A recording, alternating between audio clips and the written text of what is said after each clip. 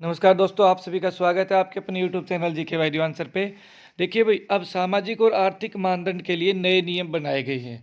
हर रोज़ कुछ न कुछ बदलाव हो रहा है क्योंकि कमियां इसके अंदर सामने आती है। कहीं कोई मैटर देखने को मिलता है, कहीं कोई मैटर देखने को मिलता है। आज इसमें बहुत सारे सुधार देखने को मिले मेरे को, और कुछ नियम बदलते हुए दिखाई दिए, तो हम बात करेंगे इस पर। लेकिन इससे पहले एक चीज़ और बता देता हूँ आपको मैं, कि जो सीटी का एग्ज़ाम होने जा रहा है वो भाई 95 मतलब अंकों का होगा, है ना। आप देख पा रहे होंगे 95, यानी 95 क्वेश्चन आएंगे, 95 नंबर का होगा। 5 ही नंबर एक्स्ट्रा मिलेंगे। मैं बिना पढ़े बता देता हूँ, मैंने पूरा इसको पढ़ लिया है। 5 नंबर, अगर किसी के घर में जॉब नहीं है, ठीक है, वो रूल मैं बताऊंगा कि किस किस को अप्लाई होगा, उसके मिलेंगे 5 नंबर, ठीक है। ढाई नहीं है, 5 कर दिए गए। पहले ढाई ढाई करने की था कि ढाई जिसके पिता नहीं है उसको, ढाई जिसके जॉब नहीं है उसको 5 नंबर ले सकता है बंदा। लेकिन अभी सरकार कह रही है कि 5 नंबर ले सकता है अधिकतम। अगर जॉब नहीं है घर पे तो 5 मिल जाएंगे, ठीक है। अगर उसके जो पिताजी वाली कंडीशन लागू होगी, है ना, दोनों कंडीशन लागू होती है तो भी 5 ही मिलेंगे, 10 नहीं मिलेंगे, ठीक है। अधिकतम 5 ही रहेंगे। अब हम इसमें पढ़ते हैं, सिलेबस भी दिया है भाई, ठीक है। ये देख पा रहे होंगे इधर आप, सिलेबस का देखिए, सिलेबस में क्या क्या है। सिलेबस देखो यहाँ पर भाई, पाठ्यक्रम दो हिस्सों में बांटा गया है। General awareness, reasoning, math, science, computer knowledge, English, Hindi संबंधित विषय की 75%, ये 75% वेटेज रहे होगी इनकी। जबकि हरियाणा के इतिहास, करंट अफेयर, इतिहास और साहित्य, भूगोल, सिविक्स, पर्यावरण और संस्कृति वगैरह 25% रहेगा। तो ये तो थी ये वाली न्यूज़। अब देखिए भाई, अब सामाजिक, आर्थिक और मानदंड के लिए नए नियम क्या बनाए गए हैं, ठीक है। इन नियमों को अच्छे से पढ़ना भाई, एक एक को बता देता हूँ मैं। यहाँ देखिए नंबर 1 पे जो बात लिखी गई है, इनको पढ़ते हैं। थोड़ा जूम करके साइड में ले आता हूँ इसको मैं, ताकि आपको अच्छे से समझ में आ जाए, है ना। देखो भाई, यहाँ क्या कह रहा है कि हरियाणा के मूल निवासी उम्मीदवार के परिवार में अगर किसी की सरकारी नौकरी नहीं लगी तो 5% अंक मिलेंगे।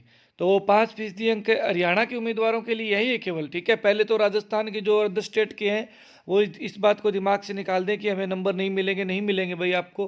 हरियाणा के मूल निवासी उम्मीदवार के परिवार में अगर किसी को सरकारी नौकरी नहीं है तो ही इसको फायदा मिलेगा 5% का, बाकी को नहीं मिलेगा। देखो भाई, कौन कौन इसके अंदर नहीं होना चाहिए। देखो, अगर पुरुष आवेदक है, मान लो कोई लड़का है के मामले में, वो स्वयं नौकरी में नहीं होना चाहिए भाई, ठीक है, खुद फार्म भर रहा है तो। पिता नहीं होना चाहिए, माता नहीं होनी चाहिए, पत्नी नहीं होनी चाहिए, अविवाहित भाई नहीं होना चाहिए। अविवाहित भाई है ना, वो जॉब में नहीं होना चाहिए। अगर है तो नंबर नहीं मिलेंगे। हाँ, विवाहित भाई है वो हो चाहे, अब सरकार ने नया रूल बना दिया, विवाहित भाई जॉब में है तो कोई चक्कर नहीं है, नंबर मिलेंगे। लेकिन अविवाहित भाई नहीं होना चाहिए जॉब में, और पुत्र, ठीक है। अविवाहित महिला उम्मीदवार के लिए क्या रूल है भाई, देखो। अविवाहित महिला उम्मीदवार, कोई लड़की है अविवाहित है, उसके लिए वो स्वयं नौकरी में नहीं होनी चाहिए, उसका पिता नहीं होना चाहिए, माता नहीं होनी चाहिए, अविवाहित भाई नहीं होना चाहिए भाई, ठीक है। अब देख लीजिए अगला, विवाहित महिला के लिए क्या रूल है।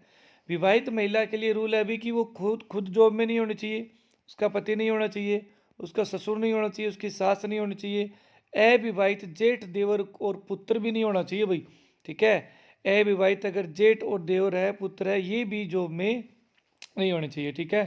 तो तब नंबर मिलेंगे। अगला देखिए, तलाकशुदा महिला, इसके बारे में भी यहाँ पे दिया गया है कि आवेदक खुद नहीं होने चाहिए भाई, वो उसका पिता नहीं होना चाहिए, उसकी माता नहीं होना चाहिए, अविवाहित भाई नहीं होना चाहिए, पुत्र है तो अगर वो भी नहीं होना चाहिए। आगे देखिए भी, आवेदक या परिवार का कोई सदस्य हरियाणा सरकार या अन्य प्रदेश में सरकार या केंद्र सरकार या बोर्ड, निगम, कंपनी, वैधानिक संस्था, आयोग, अथॉरिटी में सरकारी नौकरी में नहीं था या नहीं है तो 5% अंक का पात्र होगा। मगर आवेदक के परिवार की सभी स्रोत की सालाना आय है वो 1.80 लाख रुपए से कम होनी चाहिए। ये तो भाई लोग झूठे के पता नहीं क्या क्या बना लेते हैं, ये तो नाम मात्र की चीज़ें हैं, ठीक है, मिनटों में बन जाती है। आगे देखिए भाई, बाकी भाई चेकिंग होगी ना उस दिन सारे पकड़े जाएंगे। अब यहाँ पे आते हैं हम, नंबर 2 कंडीशन क्या है। अगर उम्मीदवार विधवा है या उम्मीदवार पहला या दूसरा बच्चा है, ठीक है, इस चीज़ को समझो। अगर उम्मीदवार विधवा है, एक बात तो ये आ गई, या उम्मीदवार पहला या दूसरा बच्चा है, ठीक है, अपने पिता का, तो पिता की मौत 42 साल से कम उम्र में हो चुकी हो और उम्मीदवार पहला या दूसरा बच्चा है तो वो 15 साल से उस टाइम कम का हो। ठीक है, ये रूल लागू होंगे तभी उसको 5 नंबर मिलेंगे। समझ में आई इतनी बात। अगर देखिए यहाँ पर ये भी दिया गया है कि अगर उम्मीदवार हरियाणा का मूल निवासी है और विमुक्त जाति या टपरीवास में संबंधित है, ठीक है, तो 5% अंक मिलेंगे। पीछे टपरीवास और ये विमुक्त जाति शायद 6 को अपने बात करें परमिशन दी गई ना भाई।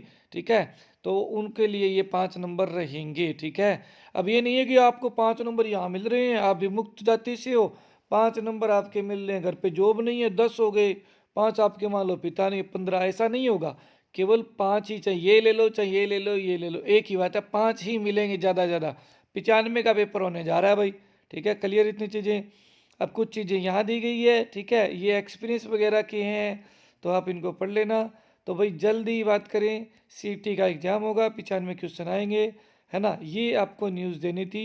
कोई भी चीज़ की किसी प्रकार की दिक्कत है, इसको मैं अच्छे से ना टेलीग्राम में इसका स्क्रीनशॉट डाल दूंगा अभी। ठीक है, जिसको पढ़ना है पढ़ लेना। इसको समझना ऐसे है कि देखो जैसे यहाँ दिया है, अगर पुरुष आवेदक, यहाँ सिर्फ पुरुष आवेदक की बात होगी, के मामले में खुद नहीं होना चाहिए वो पिता माता, यहाँ पे ये डंडा आ गया तब तक ही चलेगा। अब अविवाहित महिला आवेदक के मामले में स्वयं, अब अविवाहित महिला की बात हो रही है यहाँ पे।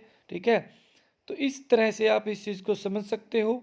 ठीक है, अब भी कोई दिक्कत लगे तो आप कमेंट करके बताना कि ये भी अभी कमी है। ठीक है, ये भी अभी कमी है। एक चीज़ और भाई, ठीक है, ये सारी दे दी ना अविवाहित महिला और विवाहित महिला, अब चक्कर ही खत्म हो गया। ठीक है, सब कुछ समझ में आ गया आपको। तो भाई ये रूल कंडीशन रहेंगे। धन्यवाद।